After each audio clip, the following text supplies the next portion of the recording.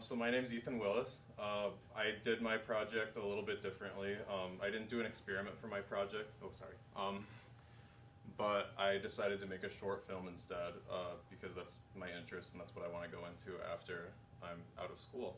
So I did my project on the colonization of Mars and the space elevator, which are two kind of distant future hypothetical ideas to solve bigger world issues that are going on right now.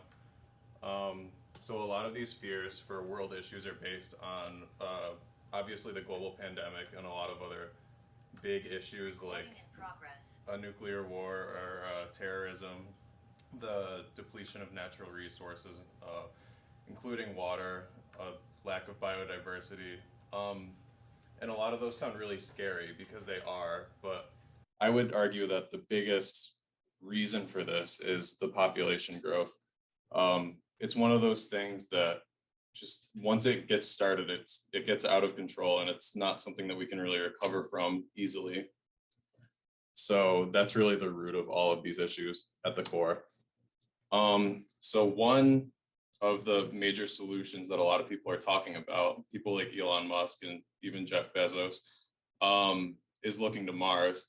And we look at Mars because it's one of the only other places, or it's the only other place in the known universe that we can travel to at the moment, and it's the only place that could potentially harbor life at some point. It can't right now because it's way too cold, but I mean, we've seen signs of life on exoplanets and stuff like that that are way outside of the solar system, but our comprehension of wormhole technology is not there, and we obviously can't fly out of the solar system with people and stuff like that at the moment. And like I said, we're almost at a point of no return with the population growth. So the shortest possible distance from Earth to Mars, I mean, they're constantly changing because there's two celestial bodies moving at a very rapid speed at different locations. So the shortest possible distance is exceptionally rare, but it's about 34 million miles apart from each other, which is around 136 trips to the moon, which would take about 9 months.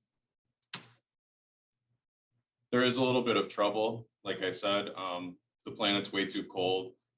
The atmosphere just cannot harbor human life at all. It's about minus 60 degrees Celsius, to give you some frame of reference. So to accomplish this issue, we would have to actually change the integrity of the atmosphere itself through a greenhouse gas effect, and then also have a reliable source of food and water. The second thing is the space elevator, which is, it sounds insane because it is, but it's a possibility that we could build a structure linking Earth to outer space.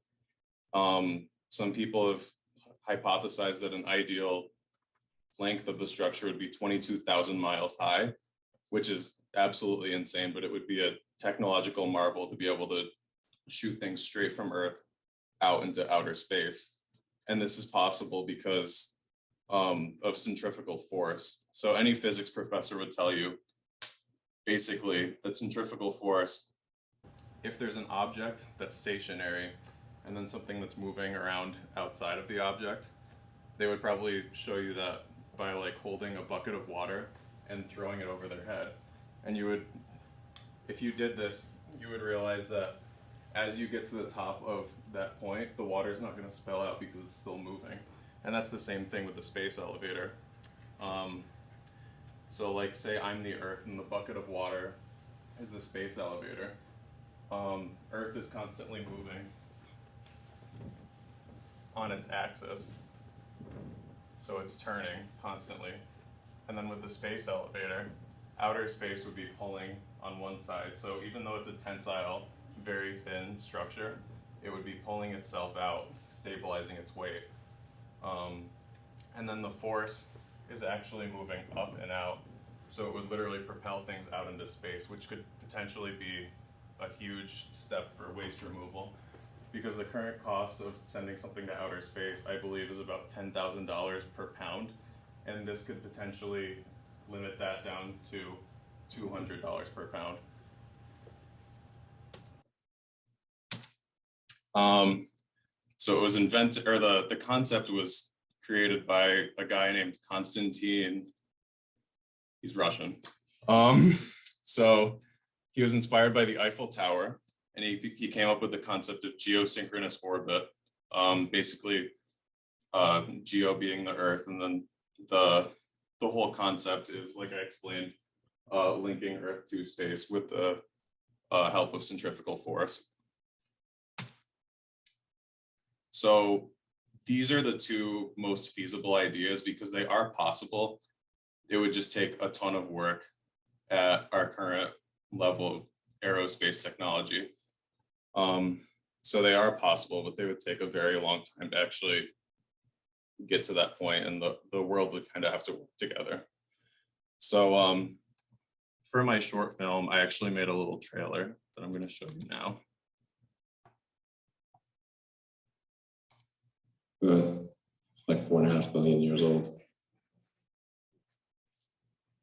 In another 500 million years or so, the sun will expand and probably evaporate the oceans and make life impossible on Earth, which means that if it had taken consciousness 10% longer to evolve, it would never have evolved at all. It's 10% longer. And I wonder how many dead one-planet civilizations there are out there in the cosmos that never made it to the other planet and ultimately extinguished themselves or were destroyed by stone factors. Probably a few. Is it only just possible to travel to Mars? Just barely. G was 10% more. Wouldn't work, really. If G was 10% lower, it would be easy. Look again at that dot. That's here. That's home. That's us. On it, everyone you love, everyone you know, everyone you've ever heard of, every human being who ever was, lived out their lives. The aggregate of our joy and suffering, thousands of competent religions, ideologies, and economic doctrines. Every hunter and forager, every hero and coward, every creator and destroyer of civilization, every king and peasant, every young couple in love, every mother and father, hopeful child, inventor and explorer, every teacher of morals, every corrupt politician, every superstar, every supreme leader, every saint and sinner in the history of our species lived there, on a mote of dust suspended in a sunbeam. Our planet is a lonely speck in the great enveloping cosmic dark. In our obscurity, in all this vastness, there is no hint that help will come from elsewhere to save us from ourselves.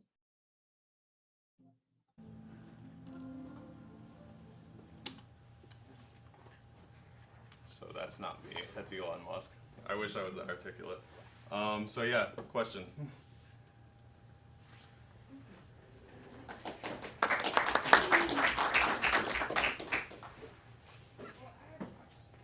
Yeah. About like waste management and putting, do you mean like garbage?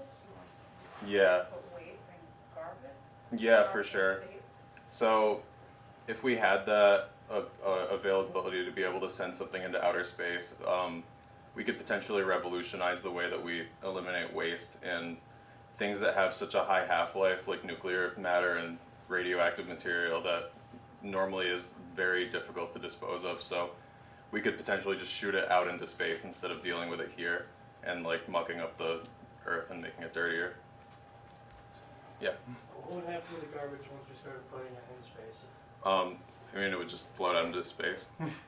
I mean, space is just so vast that it's kind of the perfect way to get rid of something, just because, you know, it'll just carry on forever.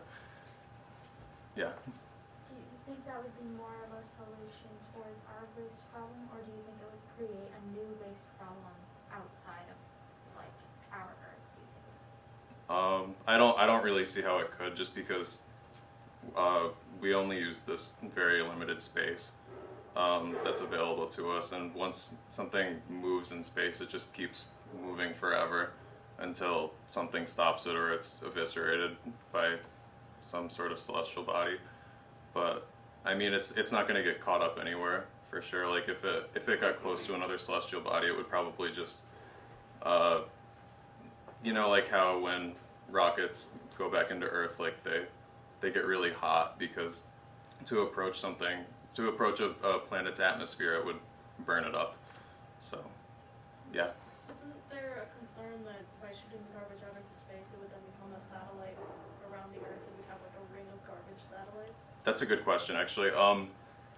The space elevator conceptually would be long enough to actually reach past our atmosphere and shoot out, so things like wouldn't come back and harm our satellites or anything like that. Yeah. How could we like create a greenhouse effect on Mars to like, you know, like make it so it could be inhabitable, you know?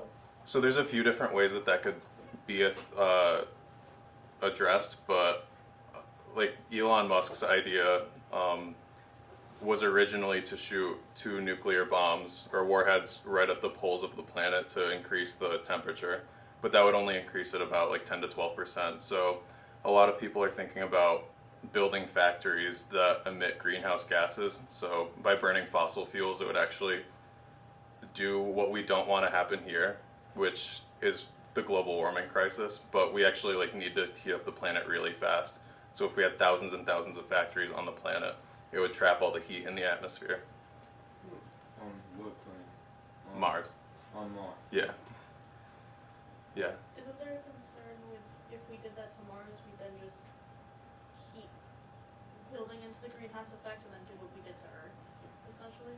Yes, but like the way that Mars is right now, it's just so cold that would be very far in the future, and that would just be the baseline to getting people to be able to survive on the planet without wearing some kind of suit or being in a big bubble, you know.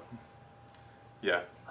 Do you think that individuals would have to pay to start living there or to start incorporating those factories? Like I've heard that like, I don't know, maybe it was like fake or something, but it's super expensive to go to another planet. Yeah. Hopefully, at the rate things are going right now, I mean, Jeff Bezos is now getting into aerospace engineering too, just like Elon Musk was. So hopefully, once these ideas are more popularized, then the cost of going to space right now will go down. I mean, I know that some people are already reserving spots to take like the joyrides around our atmosphere even right now. So hopefully in the near future that'll become more of a thing. Yeah.